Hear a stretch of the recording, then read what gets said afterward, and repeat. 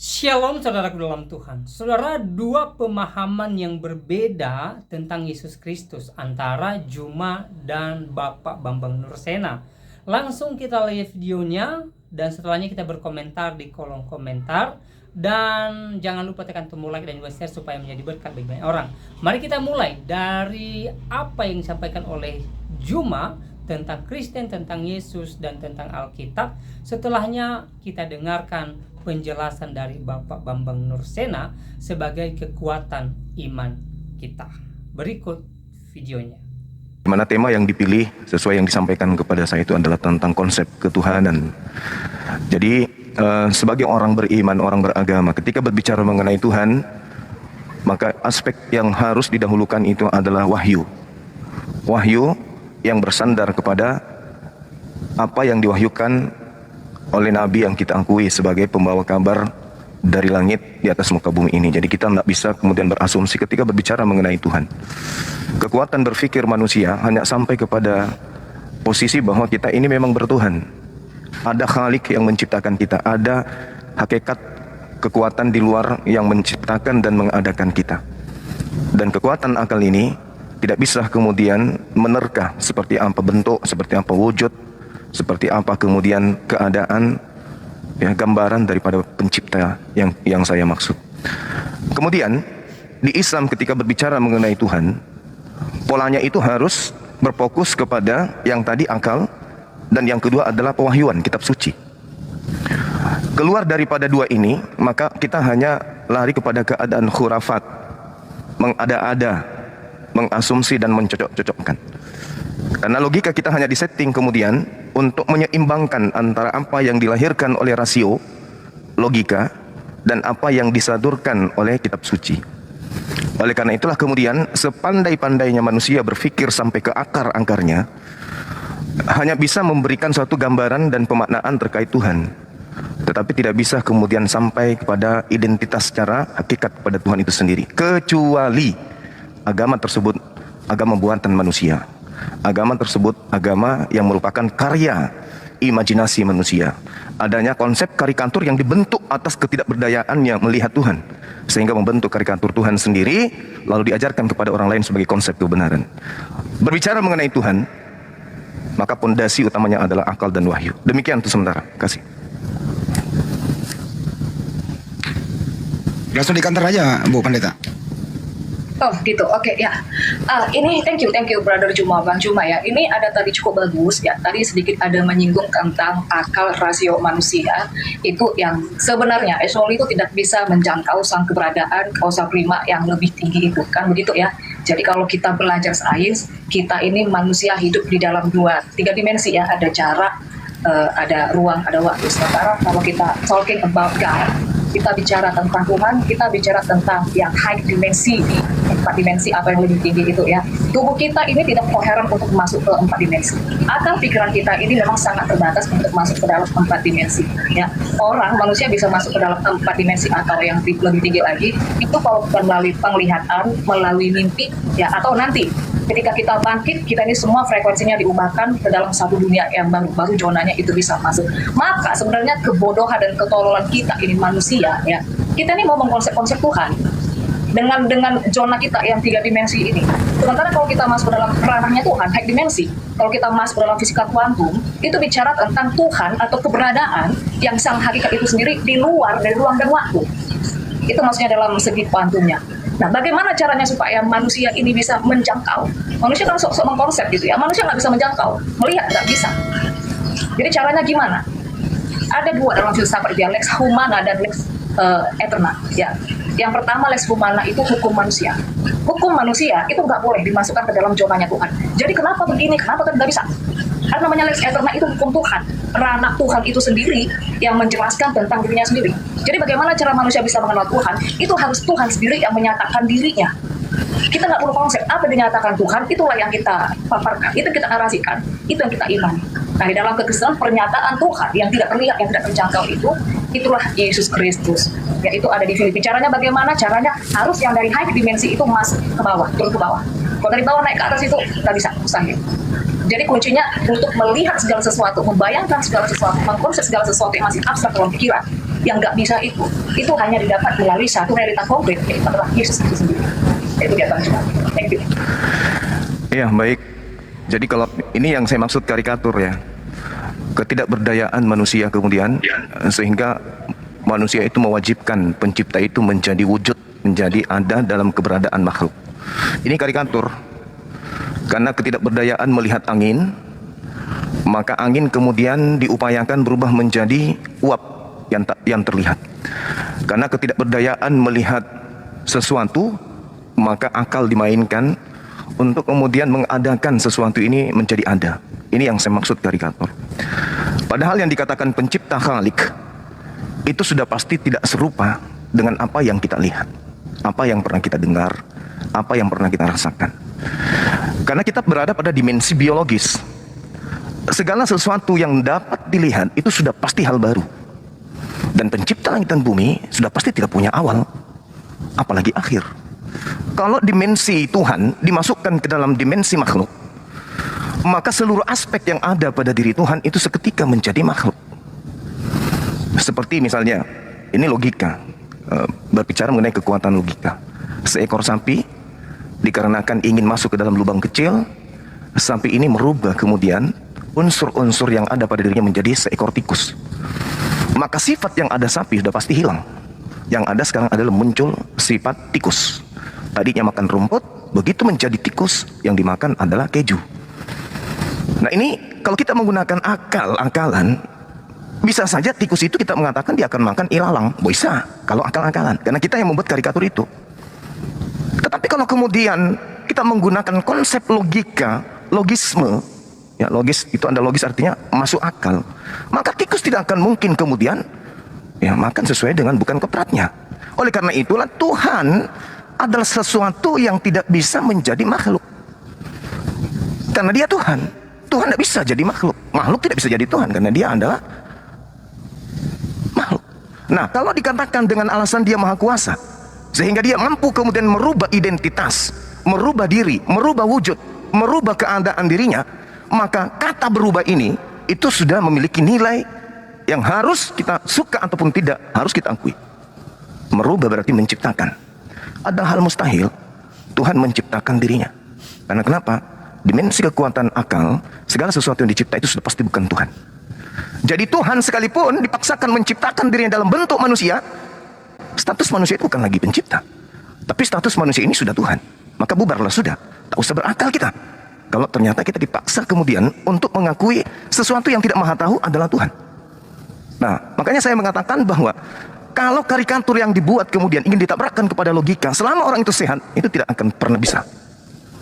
Karena pada sisi Tuhan ada hal yang mustahil. Mustahil Tuhan itu mati. Mustahil Tuhan itu punya keterbatasan. Mustahil Tuhan itu kemudian menjadi makhluk, membutuhkan makan, minum. Tanpa makan dia tidak bertumbuh. Tanpa minum kemudian dia akan jadi seperti makhluk bonsai. Nah inilah yang saya katakan bahwa kekuatan berpikir tanpa ditopang oleh wahyu. Wahyu ini adalah kalam ilahi, bukan perkataan manusia, bukan karangan manusia, tapi harus wahyu. Maka apabila kita kemudian ingin mengakal-akali, apapun itu bisa jadi. Tetapi berkaitan dengan Khalik sang pencipta itu tidak bisa diakalin. Harus berdasar terhadap standar logisme, standar pikiran yang Allah sebutkan, yang Tuhan sebutkan kemudian kepada kita adalah keberadaan tertinggi pada ciptaannya, yaitu akal. Saya kira begitu. Jadi kalau misalnya hanya ketidakberdayaan kita kemudian melihat pencipta, lantas kemudian sona itu dianggap Tuhan itu nggak ada karena dia tidak pernah mewujud menjadi makhluk, maka ada yang tidak beres. Apakah agama kita yang tidak beres atau justru ada settingan yang kurang pas pada tempatnya? Saya kira begitu. Terima kasih. Ya, thank you. Boleh langsung ditanggapi? Langsung aja ya. Oke. Ada beberapa poin yang saya catat dari Bang Juma di sini ya, bicara tentang standar logisme. Standar logisme siapa? Ini ada banyak ribuan manusia di dunia ini, mau standar logika siapa mau dipakai? Apa hukumnya untuk masuk ke dalam standar manusia? Contoh begini, Tuhan tidak bisa mati, itu standar logika manusia. Makanya tadi di awal aku bilang, itu ada dua, lex humana, lex eterna. Itu ada hukum manusia, ada hukum Tuhan. Hukum manusia itu harus tunduk di bawah hukum Tuhan. Hukum Tuhan itu tidak bisa dilompati oleh lex humana, hukum manusia. Di mana ada satu hukum yang membumi, satu hukum global yang bilang kalau Tuhan itu tidak boleh mati. Tapi kalau kita masuk dalam hukum internasional, hukum dunia, kita setuju. Misalnya dalam pengadilan nih, kalau ada satu kasus, ada satu fenomena ya, Kalau misalnya ada satu pembunuhan, misalnya ya, itu harus ada saksi minimal 2 atau 3 orang. Saksi orang ini harus ada data, testimoni, foto, dan segala macamnya. Nah, kalau misalnya kita memasukkan ke dalam satu hukum dunia yang kita terima secara global ini, Yesus itu disaksikan oleh 12 rasul-rasul yang melihat. Nah, nanti kalau misalnya kita masukkan ke dalam satu hukum dunia, siapakah yang menjadi saksi? Dan apakah yang menjadi bukti pendukung ketika misalnya saya katakan ada seorang nabi yang menerima satu wahyu? Nah, di sini kita berbicara ke dalam bahasa filsafat dan akademis, makanya saya katakan tadi ini hukum apa yang dipakai. Kalau masuk hukum manusia, oke, saya akan pakai hukum manusia, hukum dunia ya, yang diterima oleh kita umumnya. Gitu, sama seperti masalah saksi tadi dalam satu fenomena. Itu satu ya. Dan kemudian di mana hukum dunia yang mengatakan kalau Tuhan itu tidak boleh mati. Tuhan tidak boleh begini, tidak boleh. Kan itu saya katakan tadi lex humana, hukum manusia. Ada di mana hukumnya yang tidak membolehkan? Nanti kita akan jelaskan mati itu apa. Mati itu masuk ke dalam Sheol, dunia alam bawah. Itu ada di bawah, itu alam maut. Nah, kalau nanti kita bicara masalah sainsnya lagi, ini agak repot. Karena kalau manusia itu biasa, yang masuk ke dalam itu akan hancur. Tapi kenapa ada satu sosok itu yang masuk ke dalam itu bisa keluar dengan fine-fine saja? Justru di situlah menunjukkan kemahakuasaannya, kan begitu, itu satu ya. Kemudian Tuhan itu tidak bisa menjadi makhluk tadi ya, kalau nggak salah ya, koreksi kalau saya salah ya. Makhluk itu ciptaan. Tuhan memang tidak bisa digolongkan dalam satu makhluk. Manusia, hewan, tumbuhan itu yang mengelompokkan makhluk hidup. Kalau Tuhan itu nggak bisa dikatakan sebagai makhluk, karena makhluk itu ciptaan. Sementara kita tahu Tuhan itu bicara tentang sesuatu yang ada tanpa diadakan, tanpa penyebab, tanpa disebabkan. Dia tanpa usaha prima ya, saja semua segala sesuatu terbentuk di luar ruang dan waktu. Jadi kita nggak bisa katakan Tuhan itu makhluk. Nah, mungkin di sini ada miss-nya dari teman-teman Muslim ya, dengan Bang Juma juga. Saya dari Oligis itu menolak sekali doktrin Tuhan menjadi manusia. Karena dalam bahasa aslinya itu Tuhan tidak menjadi manusia. Tapi saking itu Tuhan jadi daging. Daging itu bicara tambahan kasar dari tubuh. Tubuh itu bicara tentang budi. Manusia itu pengelompokan makhluk hidup. Nah, jadi kalau dikatakan Tuhan itu menyerupai suatu makhluk, itu tidak benar. Karena kami menolak Tuhan menjadi manusia, Tuhan menjadi makhluk. Yang benar adalah yang di Kejadian 1:26, justru manusia itu adalah blueprint-nya Tuhan. Mengambil bentuknya Tuhan, bukan sebaliknya. Itu selam demut, gambar rupa. Nah, itu yang kedua. Kemudian yang terakhir aja ya, yang lebih penting ya, banyak sebenarnya poinnya tadi, cuman yang penting aja lah ya. Segala sesuatu yang dilihat adalah sesuatu yang baru. Kalau di pengkhotbah itu ya, pengkhotbah ini termasuk filsafat juga ya. Saya katakan di pengkhotbah 1 ayat 9 dikatakan tidak ada sesuatu yang baru di bawah matahari. Bahkan ilmuwan itu, para saintis juga bilang sebenarnya segala sesuatu ini yang tampak sekarang ini itu berasal dari sesuatu yang tidak tampak. Jadi kalau kita ada melihat sesuatu nih sekarang ini, itu bukan sesuatu yang baru. Kita yang dijadikan apapun di dunia ini, pemerintahan, itu semua sudah ada di dunia atau dimensi lain. Jadi sangat salah, sangat digugurkan baik melalui filsafat atau sains. Dikatakan kalau kita bisa nampak sesuatu berarti ini sesuatu yang baru. Itu gugur. Itu dia Bang Jo. Mudah-mudahan bisa dimengerti bahasa-bahasa ini ya. Oke, baik.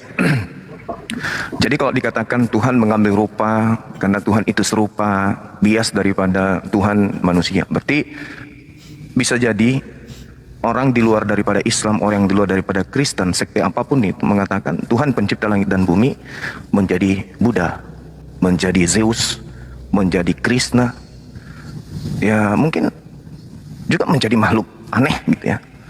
Tergantung daripada selera orang-orang yang mau percaya kepada makhluk itu.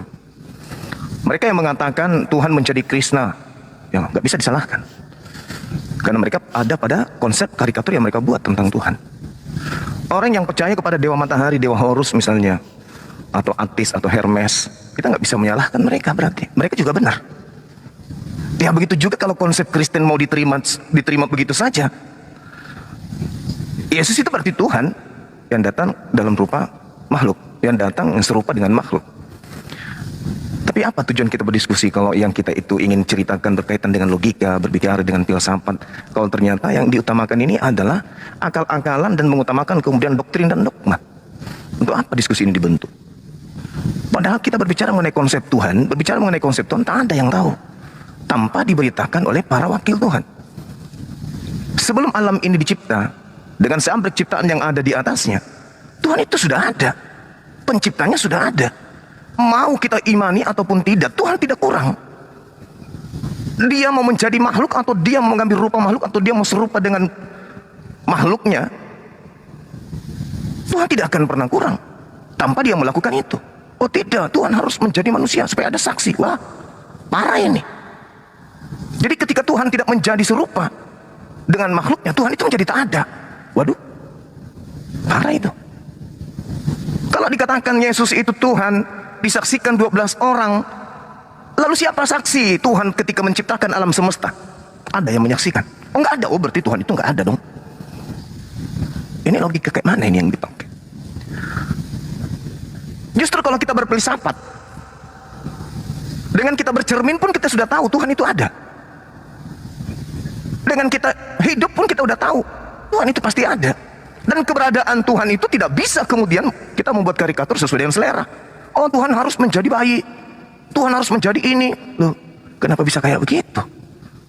Orang yang berakal dan akalnya itu kemudian dicakupi dengan kebenaran wahyu, Tuhan itu ada tanpa mesti kita harus lihat, tanpa mesti harus ada saksi. Apa gunanya ada saksi? Ternyata yang disaksikan itu hanya manusia.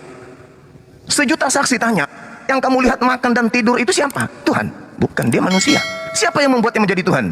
Orang-orang yang punya keinginan kemudian melihat Tuhan. Karena keterbatasan akal sehatnya untuk menapaki keberadaan pencipta. Jadi sekali lagi saya katakan bahwa Tuhan itu ada tanpa awal. Makanya dikatakan dia maha awal. Artinya kalau Tuhan itu ada tanpa awal, sebelum kita dicipta, sebelum kita bisa, sebelum kita kemudian ada, Tuhan itu sudah ada. Begitu kita ada, kita menginginkan dia harus nampak.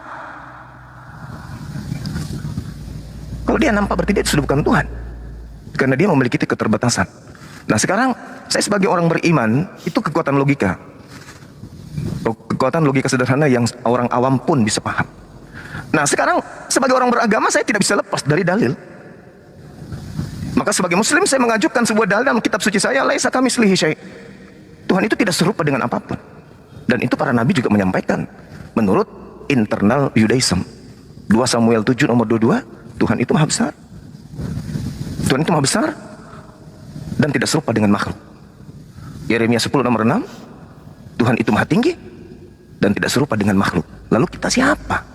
Kalau Tuhan sendiri sudah menyatakan dia tidak serupa dengan apapun, lalu kemudian oh tidak, Tuhan itu harus turun supaya kita saksikan. Ini apa-apaan ini? Nah itulah yang disebut di dalam Islam orang-orang kufur, orang-orang yang ingkar, menolak kemudian keberadaan Tuhan apabila Tuhan itu tidak nuzul menjadi bayi. Nah saya kira begitu saudara ya. Jadi kalau berbicara mengenai filsafat, orang filsafat pun, bahkan yang menemukan filsafat pun hari ini mereka bertuhan. Bertuhan kepada hakikat yang maha tinggi, maha suci, tanpa mereka harus menjelmakan atau membuat Tuhan itu menjadi sesuai apa yang mereka inginkan. Demikian sementara, silakan. Assalamualaikum warahmatullahi wabarakatuh. Lanjut dulu, Ndak. Ya memang lanjut, itu aja muncul. Waalaikumsalam warahmatullahi wabarakatuh. Iya. Iya juga, Guru. Oke, thank you. Sakit mata. Ya lanjut. Iya, jangan sakit kantong lah, itu bahaya. Waktu isi kantong lubang cuma bagi-bagilah kemari, jangan makan dulu. Iya. Lanjut. Iya, aku suka dengan komunikasi atau pembicaraan, tapi tidak stuck masalah di ayat-ayat biasa saja ya, tapi mengundang kekritisan pikir. Di sini ada beberapa yang harus aku counter dan aku harus mengulangi kembali. Mungkin terjadi bias kognitif ya kepada Bang Juma. Sebenarnya aku sudah jelaskan, bukan Tuhan itu yang menyerupai makhluk. Ya. Mau nanya dulu, Bang Juma pernah ngelihat Sefirot nggak? Ya, Sefirot. 10 pohon kehidupan. Ya. Biasa. Nah, jadi begini. Gambarnya tapi. Ini sangat. Ya. Tuhan itu bukan menyerupai makhluk. Sekali lagi, kami menolak Tuhan menjadi manusia. Tidak pernah Tuhan menjadi manusia. Ya Tuhan ya Tuhan, manusia. Tuhan mau di Pluto, mau di alam barzah, mau di dunia mana, mau di mana pun tetap Tuhan. Tidak pernah berubah menjadi apapun. Nah, makanya saya katakan di Kejadian 1 ayat 26, di sana manusia bahasa Ibrani-nya Adam ya. Manusia itulah yang diciptakan sesuai dengan representasinya Tuhan, sesuai dengan blueprint-nya Tuhan. Selem demut, gambar rupa. Jadi kalau masalah selem menu itu bicara tentang pikiran, emosional, kehendak. Kalau demut itu bicara seperti ukiran, pola, peta. Coba buka aja nanti kalau punya interlinear, aku bisa buka nanti kalau misalnya diizinkan buka, tapi ini aku sampaikan narasi supaya tidak wasting time ya. Selem demut. Jadi demut itu bicara body physically, soma, body itu kepala tangan kaki bentuk pola. Kalau kita menjahit, kita sudah polanya kan. Nah, jadi Adam itu diciptakan sesuai dengan selem demut representasi Tuhan. Nah, kalau di dalam Kabbalah itu mereka bikin satu gambar peta itu Sefirot. Jadi di situ ada dat, ada keternya, ada binahnya, ada apanya. Nah, yang 3 di atas itu bicara intelektual, makanya kita pun punya intelektual. Yang 7 itu bicara tentang emosional. Jadi Tuhan itu adalah intelektual, Tuhan itu juga punya emosional, pikiran, perasaan. Jadi ini Adam. Jadi bukan sebaliknya Bang Juma, once again, bukan Tuhan yang menyerupai makhluk, tetapi ini makhluk, ini Adam diciptakan sesuai dengan bentuknya Tuhan. Itu yang pertama, Kejadian 1:6 ya. Kemudian Tuhan itu ada. Kita sama-sama tidak menolak kalau Tuhan itu ada. Bahkan dia itu adalah keberadaan itu sendiri, keberadaan awal. Nah, tadi itu Bang Juma sudah cukup betul. Ketika menyebut maha awal, makanya di Alkitab yang disebut Alfa, maha awal, dan akhir Alfa Omega itu adalah Yesus itu sendiri. Saya pakai data Alkitab, bukan data dari mana ya. Karena ada definisi maha awal, saya kaitkan benang merahnya ke maha awal di Alkitab. Alfa itu menunjuk kepada Yesus itu sendiri, sang kausa bripa, keberadaan awal. Nah, kemudian yang ketiga, nah ini tadi Bang Juma kan katakan Tuhan itu nggak bisa dimasukkan sesuai dengan selera-selera kita. Tapi narasi Bang Juma, kenapa Tuhan itu begini? Itu sebenarnya kan sudah membuat Tuhan sudah dengan selera kita. Seolah-olah kita ini masukkan satu hukum kepada sesuatu yang lebih tinggi. Makanya di awal saya katakan, sudah benar sebenarnya akal rasio manusia itu untuk menjangkau yang high dimensi itu sulit. Makanya bagaimana caranya kita bisa menjangkau, bagaimana caranya manusia melihat, itu harus yang dari high dimensi, itu masuk ke dalam dimensi kita. Artinya kalau memang dia menyatakan sesuatu, inilah yang kita terima. Bukan kita ini yang membangun-bangun narasi, konsep atau imajinasi. Nah ini yang bertabrakan. Nanti saya akan masukkan mulai dari perjanjian lama, tanah, ya, di mana sebenarnya Yahudi ini adalah yang lebih tua dari Kristen dan Muslim. Kita ini harus berakar dari sana. Karena Islam juga membawa Musa juga Abraham, sama dengan Kristen, maka kita harus stressing pointnya berangkat dari Tuhan Musa, Tuhannya Abraham. Nah, siapa kan begitu? Kemudian bicara logika, dari tadi kita bicara logika ya Bang Juma ya. Logika, logos, itu adalah Yesua itu sendiri. Itu di Yohanes 1 ayat 1, sang logos. Jadi sang logika itu dia sudah ada sebelum segala sesuatu itu ada. Dan sang logikos itu, sang firman itu adalah Yesus itu sendiri. Makanya saya setuju ketika kita berbicara tentang teologi ya, kita tidak boleh hanya bicara rasa-rasa. Harus rasio. Begitu. Nah, rasio apa yang mau dipakai? Saya kembali begini ke dalam Tuhannya Musa. Musa orang Ibrani. Abraham itu Ibrani. Maka ada dalam satu fenomena dalam perjanjian lama, Tuhan ini ketemu sama Musa. Nah, di sini miss-nya, bagi teman-teman Muslim, Tuhan itu, Yesus itu baru turun ke dunia setelah lahir. Salah. Di perjanjian lama Tuhan itu sudah masuk nih ke dimensi kita. Bedanya dengan perjanjian baru hanya masa dilahirkan. Tuhan menyertai bangsa dengan apapun wujudnya, seperti apapun bentuknya. Whatever, entah dia mau sekecil atom kek, mau seperti angin kek, mau seperti apa, tapi Tuhan itu masuk ke dalam dunia kita, dunia manusia. Jadi bukan hanya di perjanjian baru. Jadi gugurlah dikatakan kalau Tuhan itu harus dilihat, makanya dia dianggap ada. Ya, kenapa harus dilahirkan dan segala macam? Tuhan sudah ada di perjanjian lama, sudah turun ke dunia, sudah disaksikan. Terakhir, Shema. Shema Israel, Shema itu lebih dalam dari apa yang kita tahu ya. Kalau dalam Taurat, Shema itu di akhir Shema dan Echad ya. Ini paling penting, dengarlah Israel, Tuhan itu Allah kita, Tuhan itu Echad, Adonai Elohim, Adonai Echad. Jadi dalam Taurat, Shema itu di huruf akhirnya katanya A itu kapital. Kemudian yang Echad di awal kata E-nya itu kapital, di akhir kata D-nya itu kapital. Jadi kalau disatukan AED, ait, itu artinya saksi. Shema itu saksi, hurau, melihat. Jadi bangsa Israel itu melihat, bukan hanya berimajinasi, bukan hanya merasa-rasa. Mereka melihat Tuhan. Jadi bukan hanya di perjanjian baru aja gitu. Di perjanjian lama pun mereka sudah melihat Tuhan. Itu dia. Thank you. Oke. Jadi melihat Tuhan itu tidak mesti merujuk kepada wujud Tuhan itu sendiri. Melihat diri kita itu sama hal melihat Tuhan. Ini kalau kita menggunakan logika. Karena segala sesuatu yang ada itu semuanya berasal dari Dia. Kesempurnaan kemudian yang ada pada diri Adam alaihissalam bentuk daripada kesempurnaan Dia sebagai pencipta langit dan bumi. Ini sering saya berikan contoh ketika kita melihat sebuah kendaraan misalnya. Melihat kendaraan itu bagus, yang kita puji adalah yang membuatnya. Karena gambaran kesempurnaan mobil ini adalah wujud daripada kesempurnaan yang membuatnya. Tetapi bukan berarti yang membuat mobil itu wujudnya sama seperti mobil. Nah ini yang kemudian harus kita ketahui bahwa ketika Tuhan menciptakan Adam serupa dalam bentuk gambar dan rupa, bukan bentuknya Tuhan, tapi serupa dengan apa yang menjadi ide gagasan Tuhan. Kesempurnaan alam semesta ini adalah bentuk kesempurnaan Tuhan. Bukan berarti Tuhan itu seperti Adam, matanya dua di bawah, di depan, dia punya leher, dia punya pusat, ya dia punya belalai dan seterusnya. Bukan seperti itu. Makanya dalilnya laisa kamitslihi syai'. Yeremia 10 nomor 6, tidak serupa dengan apapun. Tidak sama dengan apapun. Seperti seorang arsitek kemudian membangun sebuah bangunan yang serupa dan segambar dengan gambar arsitek. Pemahaman logika yang keliru adalah ketidakseimbangan logika kemudian muncul ketika yang dibangun ini bangunan diibaratkan serupa dan sebentuk segambar dengan sang arsitek. Padahal bukan kayak begitu. Mazmur 9 nomor 33 nomor 9, Yesaya 55 nomor 11, surah Yasin juga mengatakan demikian. Innama amruhu ita arada syai'an ayyakuna lahu kun fayakun. Apa yang ada pada kalam Allah, apa yang ada pada sifat Allah, ketika dia ingin mengadakan hal baru, maka hal baru ini sesuai dengan gambar, sesuai dengan rupa yang berasal dari Tuhan itu sendiri, yaitu kalamnya. Tidak mungkin Tuhan menggambarkan dalam kalamnya menciptakan bumi bulat, tetapi yang tercipta segitiga. Itu nggak mungkin.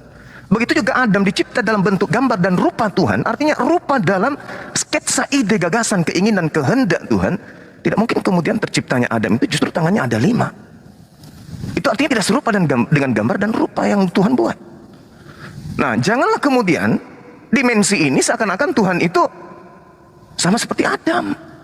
Loh, berarti kalau Tuhan ingin melihat yang di belakang harus nengok dulu. Artinya Tuhan tidak maha melihat. Ketika ada suara samar-samar, Tuhan harus nempelkan kuping dulu berarti. Berarti Tuhan tidak maha mendengar, tidak layak disebut Tuhan. Jadi logika yang benar itu adalah apa yang ada pada makhluk itu adalah cerminan dari kesempurnaan Tuhan. Jadi kalau saudari ini tadi mengatakan orang-orang Yahudi melihat Tuhan, itu keliru. Bertabrakan dengan pernyataan Yesus, bertabrakan dengan pernyataan Musa. Keluaran 33 nomor 20, tidak ada orang yang bisa hidup melihat Tuhan, tak ada. Faktanya orang-orang Yahudi tidak bermatian ketika dia mengatakan, aku melihat Tuhan di Gunung Sinai. Gak ada yang mati.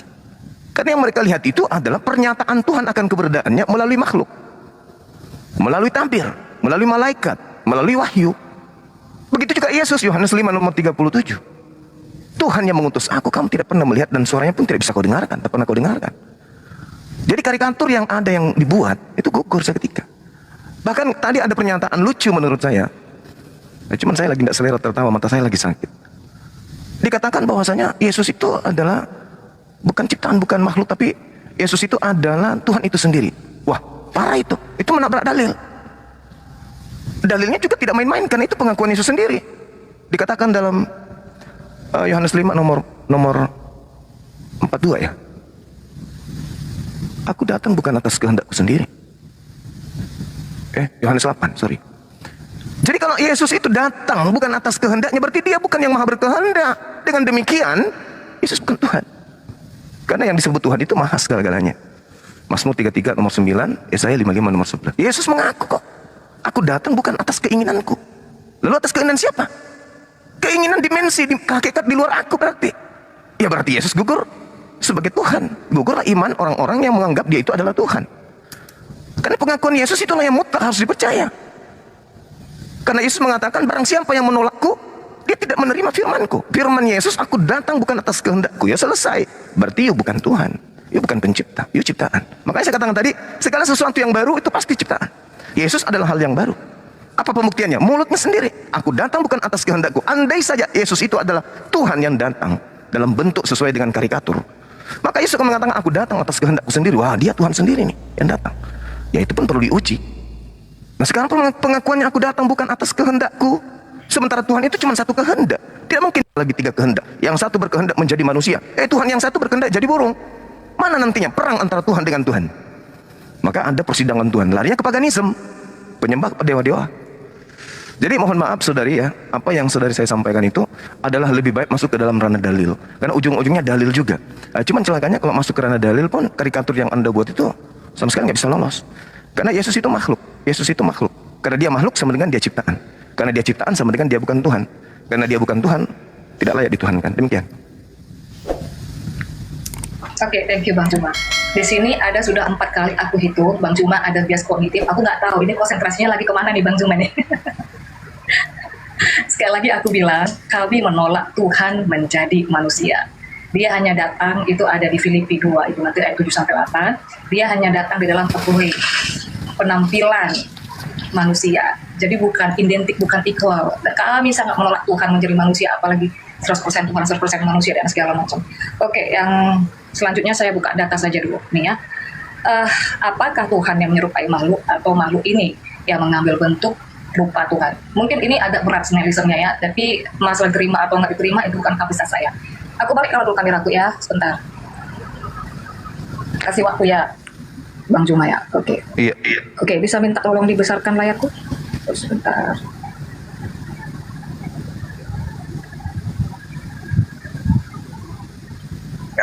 Sebentar ya, agak nge-lag ini, agak nge-lag. Nah, kalau jadi asbes. Sebentar. Oke. Kelihatan nggak ini? Kita pakai data ya. Jadi jangan kita pakai hukum-hukumnya manusia. Kenapa begini ya, naik? Pakai data. Kejadian 1 ayat 26. Nah ini. Likeness nih. Artinya apa likeness? Bahasa Inggrisnya. Menyerupai. Ini. Seleb demut. Berasa menukit mutinu. Kita bicara masuk ke demut.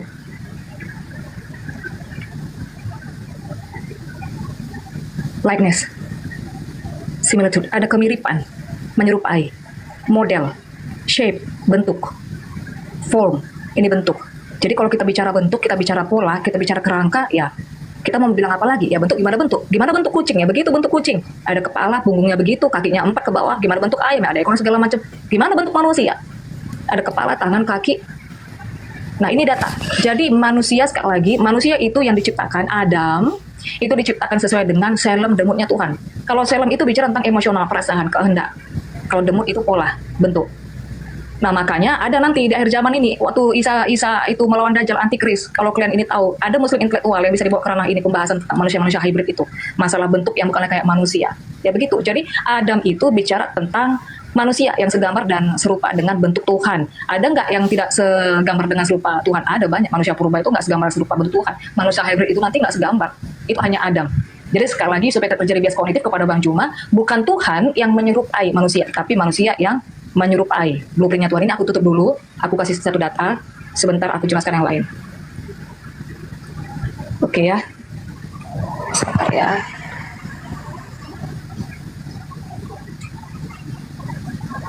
Oke.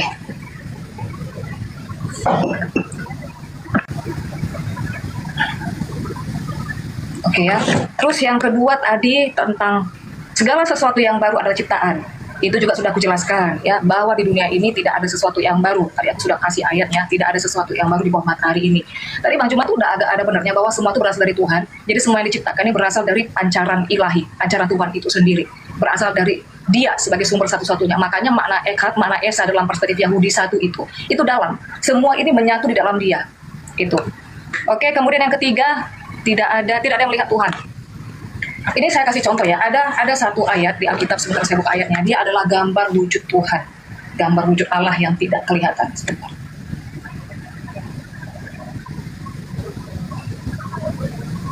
Kolose 1 ayat 15, ia adalah gambar Allah yang tidak kelihatan.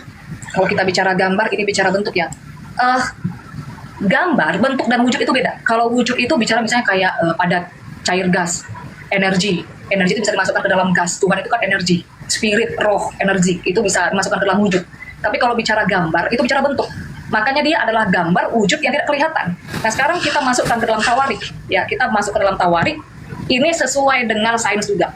Di tawarik dibilang langit di atas langit tidak mampu menampung Elohim. Sesuatu yang lebih tinggi itu memang tidak bisa ditampung oleh dimensi yang lebih rendah. Sekarang kita boleh berfilosofi, bagaimana lagi dengan tingginya langit di atas langit, sampai Tuhan itu pun tidak bisa ditampung. Bagaimana bentuknya? Bagaimana gambarnya? Kan kita tidak tahu. Nah, sekarang ini saya tunjukkan gambarnya. Sebentar.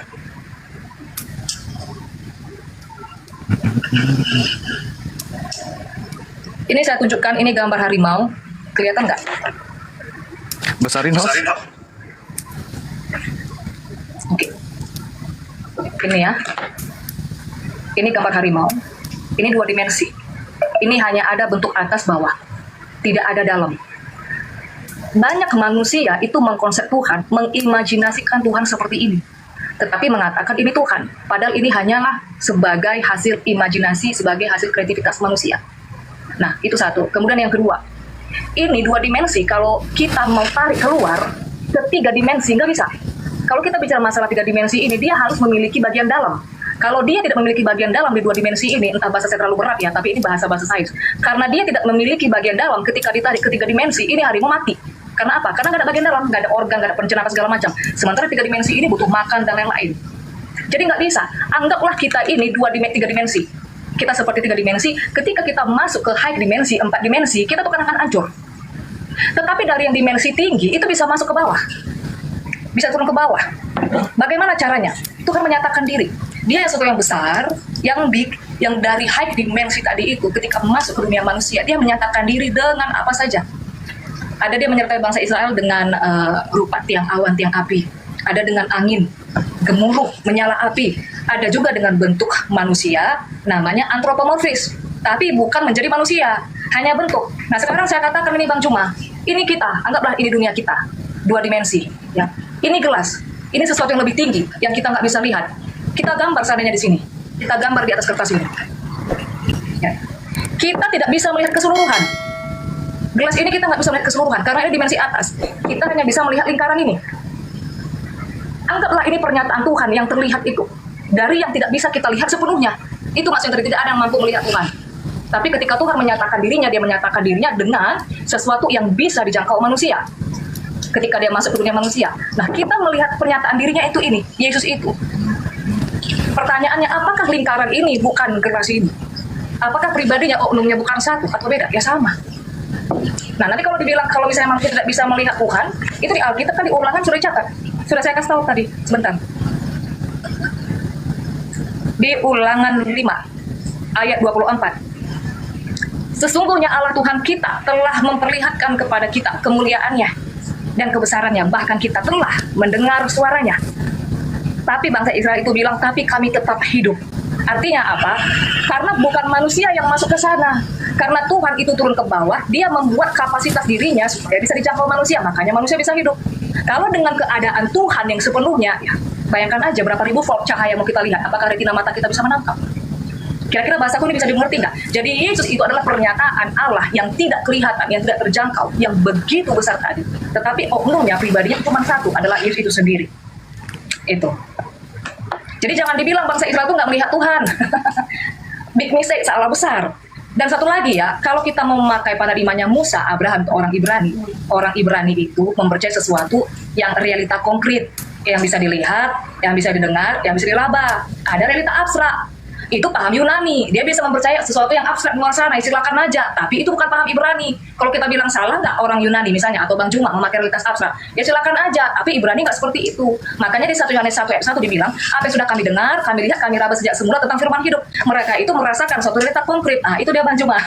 Pelajaran ini agak berat, makanya bagus kita ketemu, biar nggak bosan kan debat yang gitu-gitu aja, ayat-ayat mulu. Oke. Oke, itu aja. Iya, jadi di awal saya mengatakan karikatur. Nah, sekarang saudari kita ini sedang membuat dan mempertontonkan karikatur Tuhan. Gimana bilangnya ya? Gambaran Tuhan itu akan adanya Tuhan, ya alam semesta ini. Tuhan mengadakan karena Tuhan itu ingin kemudian diakui keberadaannya. Karena tidak ada kemudian di sisi Tuhan itu makhluk, tidak ada Tuhan-Tuhanan lain. Maka ketika Tuhan itu berdiri sendiri, Tuhan itu ingin dikenal. Maka Tuhan menciptakan. Bagi orang yang berakal sehat, alam semesta ini adalah cerminan Tuhan. Jejak harimau, meskipun harimaunya itu tidak dilihat, bagi orang berakal, jejak harimau itu, bagi mereka harimau itu ada. Karena ada jejaknya. Tapi sekarang ada manusia yang ingin kemudian melihat harimaunya. Padahal dengan melihat harimaunya, malah dia diterkam, dimakan sama harimau. Padahal orang berakal itu cukup melihat jejak, sudah mendapatkan kesimpulan harimau ini ada. Sebab ada jejaknya. Alam semesta ini jejak Tuhan. Tanpa ada Tuhan, tak mungkin ada alam semesta, karena penciptanya pun tak ada. Tapi karena alam semesta ini ada, bagi orang berakal sehat berarti penciptanya ada. Karena tak mungkin sesuatu ada tanpa ada yang menciptakan. Maka yang menciptakan inilah yang disebut Khalik. Dia perlu dia kemudian mewujud atau apa tadi istilahnya itu. Dia datang dalam bentuk manusia. Boleh saya pinjam ulang kembali bahasanya gimana? Tuhan datang berupa manusia atau gimana? Mengambil rupa manusia? Mengambil bentuk appearance, penampilan, menyerupai. Bukan manusia ya, menyerupai, likeness. Hanya penampilan. Nah tuh. Tabrakan dalil dan tabrak logika. Tuhan tidak ini, tapi dia menampilkan dirinya dalam bentuk makhluk. Berarti Tuhan meninggalkan kodratnya menuju kepada keadaan makhluk. Sementara Tuhan itu maha melihat, maha mendengar, maha mengetahui, maha hidup. Ketika dia menampilkan dirinya dalam bentuk makhluk, maka ketuhanannya hilang. Yesus tidak maha mendengar, Yesus tidak maha melihat. Maka yang kita lihat ini bukan Tuhan. Kecuali ingin kita katakan, dia adalah Tuhan yang mengambil rupa sedemikian adanya. Wah, gimana ceritanya tuh? Apalagi kalau kita pakai dalil Kolose 2 misalnya nomor 9 yang disukai oleh teman-teman yang sealiran dengan ibu. Berarti jasadnya Yesus ini Tuhan, biologisnya Tuhan. Dengan mengatakan biologis Yesus ini adalah Tuhan, Kolose 2 nomor 9, Theotos atau Theotes, penuh dengan keilahian, berarti Tuhan sudah pada karikatur keterbatasan. Belum lagi Filipi 2 nomor 6 nomor 7. Tuhan merendahkan dirinya, mengosongkan dirinya, tidak mempertahankan ketuhanannya, akan tetapi mengambil rupa manusia dan sama seperti manusia. Tuhan mengambil rupa manusia dan sama seperti manusia. Bahkan jauh lebih rendah lagi dari manusia, mati di atas tiang salib. Tuhan menjadi manusia, Tuhan mengambil rupa manusia, Tuhan menampilkan diri dalam bentuk manusia. Sementara dalilnya mengatakan Tuhan itu tidak serupa. Yesaya 43 nomor 10, engkaulah saksi-saksiku, tidak ada Tuhan yang dibentuk sebelum aku dan sesudah aku. Yohanes 1 nomor 14, firman yang adalah Theos itu, Logos yang adalah Theos itu sendiri sudah berubah menjadi daging, menjadi daging. Berarti Tuhan menjadi makhluk. Dengan demikian Tuhan menjadi bukan Tuhan. Nah, lalu kemudian kalau kita masuk dalam ranah doktrin, Yesus itu sebenarnya bukan manusia 100% kalau begitu. Roh Kudus juga bukan 100% burung merpati. Bapa juga tidak 100% roh. Karena kenapa? Mereka ini adalah satu, yang adalah Yesus itu sendiri. Berarti Bapa ini cuma sepertiga, Yesus sepertiga, Roh Kudus juga sepertiga. Berarti 3/3 sama dengan 1, sama dengan 100%. Itu baru betul. Nah, bagaimana kita ingin menolak keberadaan Yesus sebagai 100% manusia? Sementara Yesus itu 100% manusia dan tidak ada pada dirinya 0,1% sisi ketuhanan. Apa sisi ketuhanan Yesus kira-kira? Tak ada sama sekali. Tapi saudara berani mengatakan dia adalah Tuhan yang menampilkan dirinya dalam bentuk manusia. Berarti Tuhan sedang bersandiwara, Tuhan sedang berpura-pura menjadi bukan Tuhan. Sudah gugur, dia bukan Tuhan. Tuhan tidak mensifati sifat seperti itu, kecuali Tuhan yang dibuat sendiri. Mohon maaf ini. Jadi dalil dan akal membantah itu semua, kecuali akal-akalan dan lagi-lagi doktrin. Kecuali saudara saya ini bisa membuktikan kepada saya bahwa Yesus itu memiliki 0,1% sisi ketuhanan. Jangan 100%, terlalu lebay. 0,1 aja kalau bisa. Jadi karikatur yang saudari saya buat ini gugur. Kecuali kalau Anda bisa menampilkan Yesus 0,1% sisi ketuhanan. Tidak usah 2, tidak usah 3, 0,1 aja. Sisi ketuhanan Yesus itu yang mana sih? Pada saat dia tidur, pada saat dia makan, pada saat dia mati, atau yang mana? Atau pada saat dia jadi bayi? Silakan, saudari siapa namanya? Pendeta Kisia, silakan. Iya. Saya minum dulu ya. Ya, silakan. Sebenarnya Bang Juma, ketika aku meng-counter Bang Juma ini, itu aku merasa hari-harian kayak debat sama Trinitas. Oke ya, sekali lagi, ini sudah kelima kalinya saya katakan, saya itu menolak Yesus itu adalah manusia. Ya, jadi tidak ada istilah 100% manusia, itu nggak ada. Lalu apakah dia makan, apakah tidur, berjalan, dan lain sebagainya, itu menunjukkan apa? Itu ada di Alkitab, itu ada di Ibrani, dia hanya mengambil habit, manner. Kan ada table manner ya, table manner itu aturan-aturan makan, dia gerak-gerik. Dia hanya mengambil kebiasaan, gerak-gerik. Jadi bukan kodrat. Kami sangat menolak Tuhan itu kodratnya manusia. Di dunia ini hanya ada dua, pencipta sama ciptaan. When kami mengatakan ini Tuhan, tidak mungkin dong ini ciptaan. Maka sekali lagi sangat tidak boleh memberikan satu diksi Tuhan itu makhluk. Karena makhluk itu adalah ciptaan. Terus yang kedua, apa tadi aku catat ya, tidak ada Tuhan lain. Tadi Bang Juma bilang, ini poin-poin penting. Kalau kita mau masuk ke dalam paradigma Yahudi sebagai yang tertua, karena kami ini sebenarnya kita ini harus berakar dari Yahudi. Ya, bagi orang Yahudi itu tidak ada sesembahan yang lain selain Yahovah atau Yahweh. Orang bilang whatever terserah lah ya. Saya lebih suka mengatakan dia Yahovah. Tidak ada sesembahan yang lain selain Yahovah itu sendiri. Akulah Tuhan. Kalau Tuhan kapital itu di perjanjian lama menunjuk kepada Yahweh, Yahovah. Dan Tuhan itu adalah singular. Nah, kalau monoteis ketat, orang Yahudi, orang Israel itu begini ya, itu beda dengan monolatris. Nah, ini yang di bawah juga harus belajar. Kalau monolatris itu ada banyak Tuhan, sesembahan, kita pilih nih satu mana yang eksklusif gitu. Nah, tapi kalau monoteis ketat, orang Yahudi, Israel itu, di luar Yahweh ini, itu nggak bisa dikatakan Tuhan, nggak bisa dikatakan sesembahan. Maka, kembali, saya katakan tadi, kalau kita mau masuk ke dalam satu doktrin, kita ini berakar dari leluhur kita, Abraham, kemudian Musa juga Moses sebagai rabi Yahudi yang pertama, maka kita harus membawa Tuhan yang Abraham, Tuhan yang Musa. Di luar Yahovah itu tidak ada Tuhan yang lain. Nah, apakah teman-teman dari Muslim memakai nama ini? Tidak. Kenapa? Ya tidak tahu, ada link yang terputus. Tapi kalau saya boleh fair, di dalam kekristenan pun ada link yang terputus.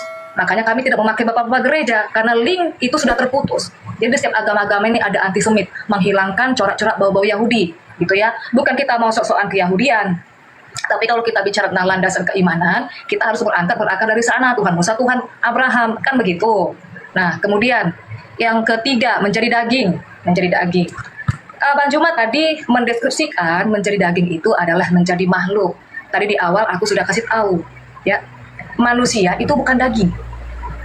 Apa cuma manusia itu yang punya daging? Ikan punya daging, kambing punya daging, sapi punya daging. Kalau dikatakan manusia, hewan tubuhan, itu pengelompokan makhluk hidup. Ini gue juga jelas sama Trinitas, mereka payah nangkep. Jadi gue nggak bisa paksa ini kepada yang di luar Kristen. Saya hanya menyampaikan, kan begitu ya. Nah, daging ini bicara tentang bahan tubuh, bukan manusia. Makanya di Yohanes 1:14, di sana tidak ada bahasa Inggrisnya terjemahkan human, tapi sarx.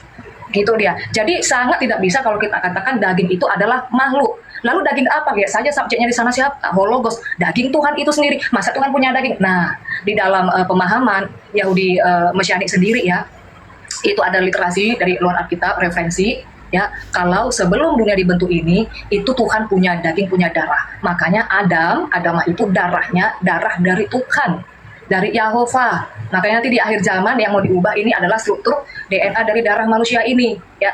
Yang pengikut Dajjal di kalian kan, begitu. Nah, jadi Tuhan itu sebelumnya juga punya daging, juga ada darah. Nah, itu ada pada Adam. Adam tercipta ada daging, ada darah, tetapi bukan equal. Kualitasnya berbeda, hanya mirip. Sama kayak tas Hermes yang palsu sama ori. Penampilannya sama, tapi kualitas beda. Nah, kira-kira begitu. Kemudian tadi Bang Juma katakan, dari alam semesta, dari apapun ciptaan ini kan untuk menunjukkan Tuhan itu ada. Ya, bahwa kalau misalnya kita lihat nih, ada jejak-jejak harimau, kita akan tahu harimau itu ada. Ini cocok kalau diskusi Bang Juma sama ateis. Itu ada pendekatan rasional. Kalau kita melihat jejaknya, kita pasti tahu nih ada onumnya, ada sesuatu untuk menunjukkan Tuhan itu ada. Kita di sini bukan lagi menunjukkan Tuhan itu ada, karena kita adalah teis, bukan ateis. Kita sama-sama percaya Tuhan itu ada. Perbedaannya adalah Tuhan yang ada ini di dalam kekristenan itu datang menjadi daging, ada dalam penampilan manusia, antropomorfis. Tetapi di dalam Islam itu menolak Tuhan itu ada dalam bentuk manusia, pernah ada di dunia, artinya realitasnya abstrak. Apakah itu saya bisa salahkan? Ya silakan saja. Gimana kita bisa salahkan? Ada realitas abstrak. Tetapi dalam pemahaman Ibrani, mereka itu sangat menekankan realitas konkret. Jadi betul-betul harus bisa dilihat, didengar, diraba. Nah, itu ada namanya pernyataan umum, pernyataan khusus. Pernyataan umum ini dari alam ini, dari apapun. Kita bisa melihat bahwa Tuhan itu ada. Ini cocoknya ke ateis, Bang Juma, nggak cocok untuk kita nih bahas. Nah, tapi pernyataan khusus, nah kalau misalnya di kepercayaan Muslim, saya angkat aja nih ya, ketika Nabi Muslim itu ada dalam penglihatan di bawah oleh burak ya, kalau nggak salah kemana, itu kan penglihatan sebenarnya. Nah, itu pernyataan khusus. Masalah benar atau enggak itu nanti dulu. Nah, pernyataan khusus ini sesuatu yang lebih spesifik lagi, nggak bisa lagi melalui alam, itu hanya pernyataan umum. Nah, keadaan Yesus yang ada ini dalam bentuk dengan gambar seperti itu, yang bisa dijumpai manusia, yang mendatangi bangsa Israel, itu pernyataan khusus, bukan lagi pernyataan umum. Nah, itu. Kemudian yang terakhir, yang poin-poin besar garis besarnya aja. Apa buktinya Yesus itu Tuhan 0,1% aja? Sekarang kita satukan dulu pemahaman kita. Tuhan itu apa? Ntar gua bilang makan itu masukkan sesuatu yang ke mulut, bagi Bang Juma makan itu lompat pagar beda. Kan nggak bisa nyambung. Nah, setauku nih, coba search aja di mana-mana, search di Google atau di kamus mana. Tuhan, kalau dalam Islam itu Rab. Rab itu Tuhan semesta, Raja, pemilik, penguasa, yang maha menciptakan. Dengan definisi ini, sekarang kita masukkan poinnya kepada Yesus. Apakah dia bisa dibuktikan sebagai Tuhan? Sangat bisa. Kalau dengan definisi Rab seperti ini, Rab itu kan Tuhan, kan begitu ya, pencipta alam semesta. Itu ada di Alkitab. Kalau bicara tentang Tuhan semesta, itu ada di Mazmur 89 ayat 9. Bicara tentang raja, Rab itu raja, itu ada di 1 Timotius 6 ayat 15. Kalau Rab itu artinya pemilik, itu ada di Yohanes 1 ayat 11. Rab itu artinya penguasa, itu ada di Filipi 2 ayat 10. Yang maha menciptakan, Rab itu adalah yang maha menciptakan. Itu ada di Kejadian 1 ya, pada mulanya Allah menciptakan langit dan bumi, dan ada di Wahyu 10 ayat 6. Jadi definisi ini sudah cukup bahwa Yesus itu adalah Tuhan, Yesus adalah Rab. Sekian Bang Juma, terima kasih. Iya, baik. Yang saya minta itu pada diri Yesusnya sebagai manusia. Saya tadinya itu berharap kemudian saudari ini bisa membuktikan 0,01%, tapi ternyata nggak ada. Kalau hanya mengatakan Tuhan itu maha kuasa di sini, Tuhan menciptakan di sini, semua juga orang tahu, anak sekolah minggu juga tahu. Tapi yang kita minta ini Yesus, pertanggungjawaban Anda melantik anak Maria itu adalah Tuhan itu sendiri. Nah itu yang harus saudari ini buktikan. Dan ternyata nggak ada. Kejadian itu Tuhan yang maha pencipta, ya. Tuhan maha mendengar, Tuhan maha berkehendak, ya. Tapi yang kita maksud ini Yesus. Mana sisi ketuhanannya? Nangis dia, ingin minum susu. Marah dia, mengutuk pohon ara karena kelaparan. Diminta muridnya kemudian untuk bangun pada saat dia di perahu karena dia tidur. Malah pengakuannya Yohanes 5 mau 30, aku tidak dapat berbuat apa-apa dari diriku sendiri. Jadi saya tidak menyalahkan saudara, karena itu adalah hak prerogatif saudari saya untuk menuhankan anak orang. Tapi ketika dimintai pertanggungjawaban, karena Yesus sendiri mengatakan, aku tidak berkata-kata dari diriku sendiri. Lalu saudari ini berkata-kata seenak yang tadi itu dari mana perkataannya Anda dapatkan? Yesus tidak menambahi, Yesus tidak mengurangi segala firman yang datang kepadanya. Aku tak berkata apapun. Di dalam Al-Quran juga dikatakan begitu. Qala subhanaka ma yakunu li an aqula ma laysa li bihaqqa. Yohanes 12:49. Terus saudari saya ini dengan mudahnya, dengan santai mengatakan, apa tadi itu? Tuhan datang dalam bentuk daging. Tuhan datang dalam bentuk ciptaan. Gimana ya? Daging ini kalau tidak dikasih roh supaya dia tidak jadi bangke, bagusnya dibikin coto Makassar aja. Tuhan awalnya ada daging, ada darah. Ini ilmu dari mana lagi datangnya ini? Tuhan itu ada darah, ada daging. Berarti Tuhan punya dimensi makhluk, punya dimensi keterbatasan. Ketika daging ini tidak mandi dalam sepekan, dia dalam musim hujan yang begitu dingin, masuk angin nih daging. Dia harus cari dokter untuk suntik antibiotik. Ada darah. Darah itu berfungsi pada saat jantung itu berdetak. Berarti Tuhan Anda itu punya jantung. Supaya darah ini kemudian hidup dan jantung ini bisa operasional, dia butuh roh. Ketika roh kemudian keluar dari badannya, dari dagingnya, maka dia jadi mayat. Ini apa ini, Mbak? Sementara Tuhan itu tidak bisa dibentuk dalam bentuk apapun. Dalil yang mengatakan itu, akal kita juga mengatakan itu. Kecuali akal-akalan dan imani saja ya bisa jadi.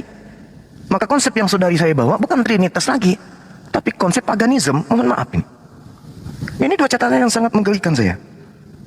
Sementara kalau Anda membaca dalam kitab saudara, di dalam 1 Korintus 15:48, di situ dengan sangat jelas dikatakan Yesus itu sama seperti makhluk yang berasal dari langit. Sama seperti dengan makhluk-makhluk yang berada di atas langit. Berarti zona ini adalah zona ciptaan. Sangat mudah dilumpuhkan konsep ini. Kata operanios itu artinya merujuk kepada makhluk-makhluk yang kemudian hidup di langit, atau kalau dalam terjemahan baru itu di surga.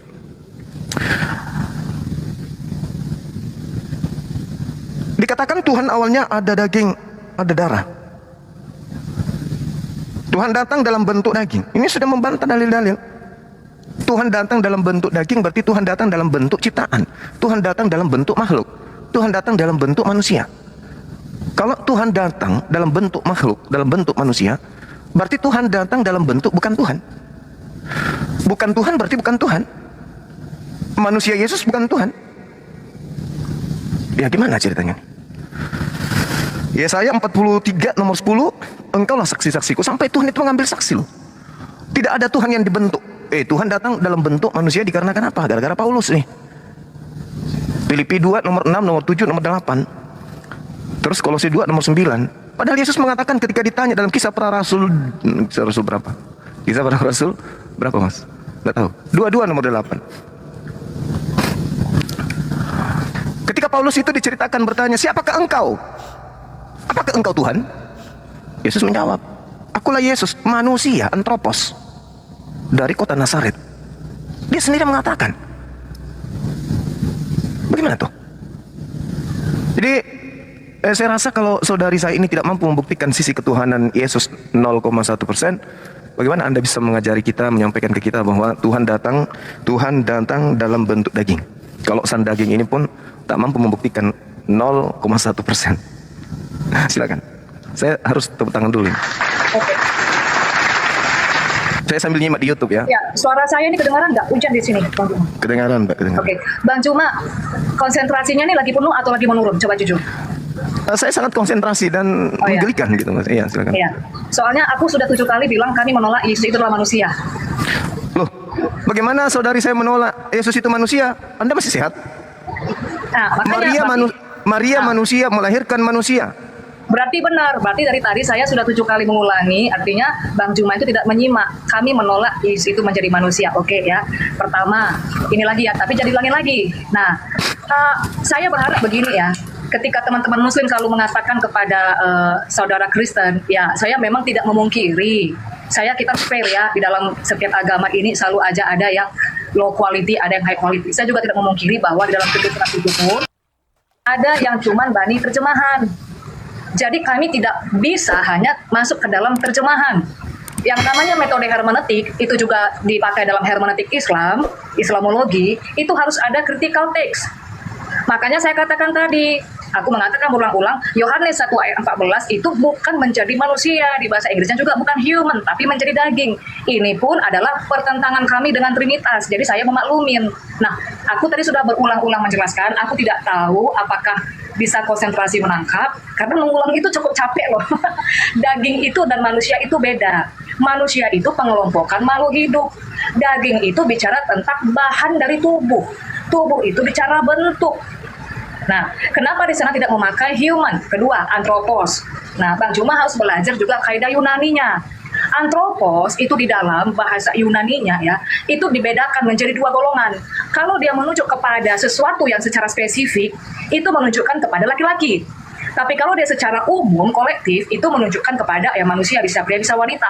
Perhatikan di terjemahan bahasa Inggrisnya dia pakai MAN, satu, yang kedua MEN. Kalau MAN itu selalu laki-laki, pria. Kalau MEN itu baru bisa dikatakan ya pria, wanita, atau manusia secara kolektif. Nah, jadi Yesus itu tidak bisa dikatakan manusia. Bang Juma bilang lagi berulang-ulang, tapi kan dia tidur apa segala macam. Nah, coba kita buka Korintus berapa tadi? Biar kita buka. Korintus berapa Bang Juma? Yang mana tuh? Yang terkait dengan apa? 1 Korintus yang katanya dia itu sama seperti makhluk. Coba kita 1 buka. Korintus 15:48. 1 Korintus 15 ayat 48. 48. Iya. Oke ya. Mudah-mudahan saya tidak keliru teman-teman. Bang Hisugi benar kan ya? Iya, coba aja dicek. Iya. 15 ayat 48.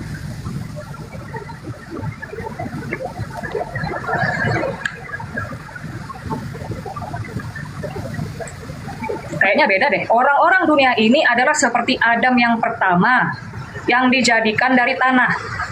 Coba Itu perhatikan sudah premis betul, pertama. yang disampaikan Bang Juma udah betul itu.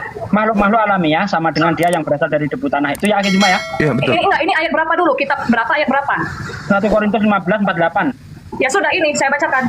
Orang-orang dunia ini adalah seperti Adam yang pertama, yang dijadikan dari tanah. Adamah itu dari tanah. Tetapi orang-orang surga adalah seperti dia yang datang dari surga.